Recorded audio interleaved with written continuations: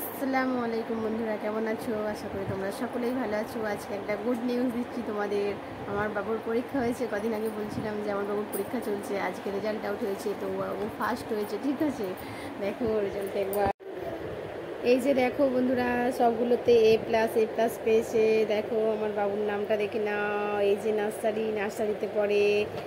এই যে দেখো দেখো দেখো আইদান, দেখো এই যে আবু আইদান, দেখতে পেয়েছো? ঠিক আছে, দেখো ফার্স্ট হয়েছে। এই দেখো ফার্স্ট, দেখতে পেয়েছো? এই ফার্স্ট হয়েছে, বুঝতে পারলে? সবগুলোতে দেখো এ+ পেয়েছে। এই যে এখন খেলা করছে। আইদান কি নিবি রে? ও আইদান কি নিবি? ফার্স্ট তো হলি।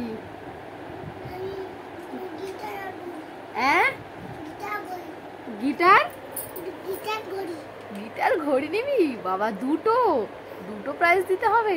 একটা নে, একটা নাও। কেন? একটা নাও। এবারে ফাইনাল পরীক্ষা হলে তখন তো একটা নিতে হবে, তাই না? এবারে গিটার নিয়ে নাও, পরের বারে ঘড়ি নেবে, ঠিক আছে? হবে না? হ্যাঁ, আয়াত তুই কি নিবি? তুই তো না না, দেখেছো? ফাইনাল পরীক্ষাতে তো আরো ভালো করতে হবে, তাই না? তাই তো। এই হাওয়ায় উড়ে যাচ্ছে। তো বন্ধুরা, সবাই কিন্তু দোয়া করবে বাবুর জন্য। আমার বাবু যেন পরের বারে নেক্সট টাইমে ফাইনাল পরীক্ষাতে যেন আরো ভালো রেজাল্ট করে, ঠিক আছে? তাই তো আইদান।